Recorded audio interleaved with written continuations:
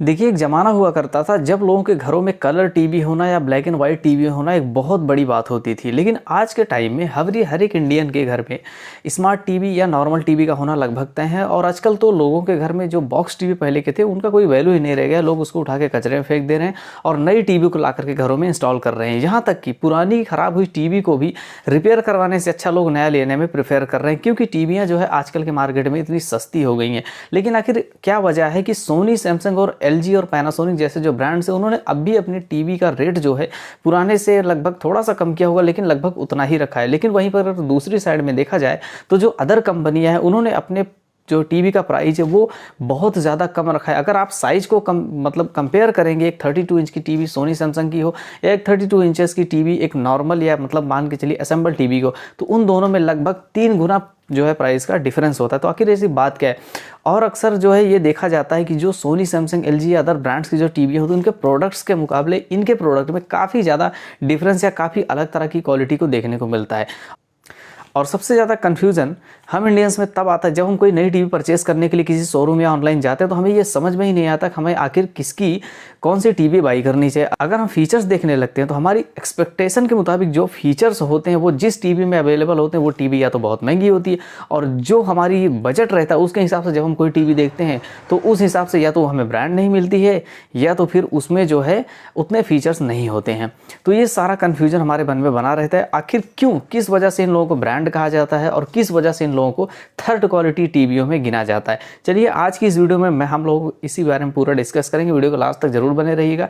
मेरा नाम है सूरज और चलिए बाकी की सारी लेटेस्ट चीज़ों को सीख लेते हैं। देखिए, जब भी आप कोई टीवी खरीदने के लिए किसी शोरूम में जाते हैं, ऑनलाइन प्लेटफॉर्म पर जाते हैं, तो वो लोग कभी भी आपको कोई सोनी, सैमसंग, एलजी ब्रांड का टीवी पहले नहीं दिखाएंगे, बल्कि पहले आपको उस तरह की टीवी दिखाएंगे जो मार्केट में नई आई होगी या जिनका आपने पहले नाम ही नहीं सुना होगा। उसके बारे में आपको तरह तरह के फीचर्स बताएंगे और बताएंगे कि इसमें 1 साल ज़्यादा गारंटी है, लेकिन आपको ब्रांड नहीं दिखाएंगे। जब आप अपनी तरफ से डिमांड करेंगे कि नहीं हमें सोनी, सैमसंग, एलजी लेना है, तब जाकर के वो उसकी तरफ अट्रैक्ट करेंगे, क्योंकि मार्केट में रोज़ नए नए असेंबल टीवी और नए नए ब्रांड्स बन करके टीवी आ रही, जिनको प्रमोशन की बहुत ज़्यादा ज़रूरत होती है। और प्रमोशन करने का सबसे बेस्ट तरीका जो है वो शोरूम होता है, क्योंकि जब भी हम किसी शोरूम में टीवी परचेस करने के लिए जाते हैं तो हम वहाँ पर जो दिखाने के लिए अक्सर उनके यहाँ एम्प्लॉयज़ होते हैं उनसे ही पूछते हैं भैया इसमें क्या फ़ीचर है, इस चीज़ में क्या फ़ीचर है, ये कैसे चलेगी। तो वो जो है अपनी तरफ से उसमें हमको बताते हैं। उसमें उनका भी इंसेंटिव रहता है, जितनी ज़्यादा नए ब्रांड की टीवी सेल होगी उसमें उतना मार्जिन रहता है। लेकिन वहीं पर ब्रांड्स वगैरह में उनका कोई भी मार्जिन नहीं रहता, क्योंकि ब्रांड्स अपने आप में पहले ही पॉपुलर है। अब आइए समझते हैं कि कौन सी टीवी बेस्ट होती है। तो देखिए, जो सोनी, सैमसंग, एलजी और अदर कंपनियां हैं जो कि ब्रांड्स के कैलकुलेशन में आते हैं, ये लोग अपना खुद का मैन्युफैक्चर किया हुआ पार्ट्स यूज़ करते हैं। जैसे कि अगर मान के चलिए डिस्प्ले, एलजी कंपनी जो है वो अपना डिस्प्ले खुद का बनाते हैं। इसके लिए इनके डिस्प्ले भी जल्दी ख़राब नहीं होते और बहुत जल्दी ही अदर कंपनीज़ जो है इनसे डिस्प्लेज लेते हैं। इसके लिए आपने देखा होगा कि अक्सर किसी भी टीवी में एलजी का डिस्प्ले फिट हो जाता है, क्योंकि जिस टीवी में एलजी का डिस्प्ले फिट होता है उस टीवी में पहले से ही एलजी का डिस्प्ले लगा हुआ था, तो उसमें ऐसा हो जाता है। अक्सर क्या होता है कि जो ब्रांड्स होते हैं उनके अगर आप उनके अंदर के जो एसेंशियल पार्ट्स जैसे कि सप्लाई, मदरबोर्ड एंड एवरीथिंग चीज़ें देखेंगे तो उसमें आपको एक्चुअलिटी नज़र आएगी, यानी कि ऐसा लगेगा कि हाँ इसमें कुछ दम है। लेकिन वहीं पर नए ब्रांड्स की असेंबल टीवी अगर आप देखेंगे तो उसमें आजकल एक कॉम्बो मदरबोर्ड दे दिया जाता है, जिस पर पूरा आपका टीवी का स्ट्रक्चर, पूरा डेटाबेस ही डिपेंड करता है। और इसी वजह से क्या होता है कि ये जो अदर टाइप की टीवी ये काफ़ी सस्ते पड़ते हैं, क्योंकि इसमें प्रोडक्ट की क्वालिटी जो है वो थर्ड क्वालिटी यूज़ की जाती है, जो जिनकी वैल्यू ज़्यादा से ज़्यादा 1 या 1.5 साल ही होती है, उसके बाद ये ख़राब हो जाते हैं। लेकिन वहीं पर अगर ब्रांड्स का देखा जाए तो उसमें बहुत ही ज़्यादा अच्छे क्वालिटी के पार्ट्स यूज होते हैं, जो कि काफ़ी लॉन्ग टाइम तक चलने की क्षमता रखते हैं।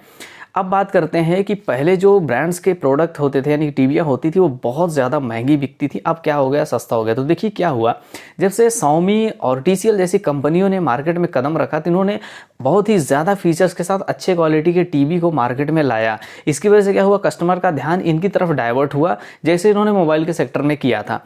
इसी चीज़ को इन्होंने सेम यहाँ पर आजमाया और कहीं ना कहीं इनको इसमें सफलता हाथ लगी, क्योंकि जितने कम प्राइस में ये लोग जितने फीचर दे रहे हैं उतनी फीचर्स लेने के लिए आपको सोनी, सैमसंग, एलजी जैसी कंपनियों को हायर अमाउंट पे करना होता था।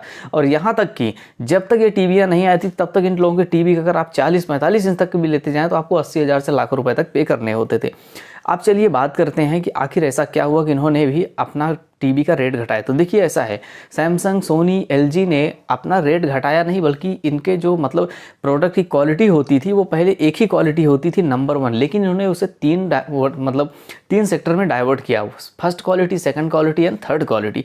ये क्या करते हैं, सारे कस्टमर्स को बनाए रखना चाहते हैं, इसके लिए जो सस्ता माल देखता है उसके लिए थर्ड क्वालिटी के प्रोडक्ट बनाते हैं, जो अच्छा माल चाहता है यानी कि मीडियम में अपने बजट में चाहता है लेकिन अच्छा चाहता है उसके लिए सेकंड क्वालिटी, और जो पैसे की परवाह नहीं करता उसके लिए फर्स्ट क्वालिटी के माल इन्होंने बताए, ताकि कोई कस्टमर इनके पास से ना जाने जाए, क्योंकि ये लोग एक ब्रांड है, इन्होंने अपना नाम बिल्डअप कर लिया है, इसके लिए सैमसंग के नाम से कोई भी खरीद लेता है। यहाँ तक कि सैमसंग के नाम से बहुत सारी ऐसे लोग हैं जो सैमसंग के नाम से मैन्युफैक्चर करके असेंबल करके टीवी बेचते हैं, लेकिन उसमें सैमसंग का कोई हाथ नहीं होता है।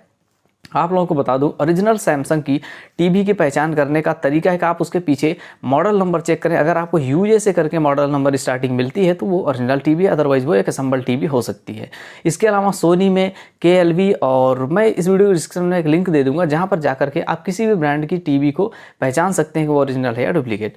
सो फ्रेंड्स, अभी बात करते हैं हम लोग की अदर टीवी में ऐसे फीचर्स क्यों देखने को नहीं मिलते। तो देखिए क्या है, जिस हिसाब से उन्होंने अपने टीवी मार्केट में अपना नाम कमाने के लिए जिस हिसाब से टीवी की क्वालिटी बनाई, जिस हिसाब से उसका रेट डिसाइड किया, उस हिसाब से उसकी क्वालिटी को घटा दिया और उसमें एक कॉम्बो मदरबोर्ड और एक डिस्प्ले के साथ उसको असेंबल करके दे दिया। वहीं पर अगर सैमसंग, सोनी, LG को देखा जाए तो वो अलग से पावर सप्लाई, अलग से मदरबोर्ड, इन्वर्टर सेक्शन और भी बहुत सारी चीज़ों को वहाँ पर दे करके उन्होंने उसको रेडी किया था, जिसकी वजह से वो काफ़ी लॉन्ग टाइम तक चलती भी थी।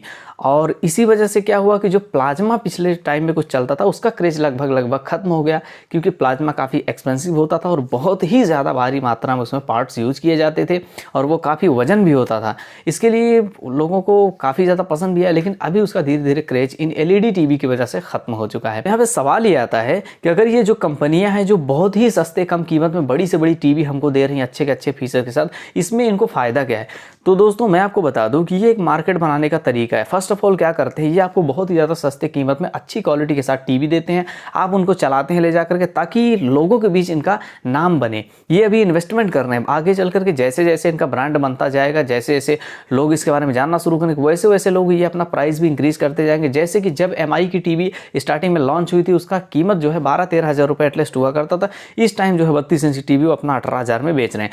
और इसके साथ ही उन्होंने 43 इंच की टीवी अपनी जो है 20 हज़ार या 21 हज़ार में लॉन्च की थी, आज वही टीवी 30 हज़ार में ऑनलाइन मिलती है और लगभग शोरूम में आपको 1-2 हज़ार ज़्यादा ही लगेगा। इसके अलावा बात करते हैं कि जो सोनी, सैमसंग, LG हुआ करते थे जो 50-50 हज़ार 60 हज़ार रुपये लेते थे, उन्होंने टीवी का रेट इसलिए घटाया क्योंकि इनकी ही तरह उन्होंने अपने प्रोडक्ट की क्वालिटी में थोड़ा सा जो है समझौता कर लिया, यानी कि थोड़ा सा उसमें क्वालिटी कम कर दिया, लेकिन उन्होंने इसे थर्ड सेक्टर में डिवाइड किया है। अगर आप उनकी प्राइम क्वालिटी की टीवी लेते हैं तो वो शायद आपको थोड़ा ज़्यादा अच्छी मिले।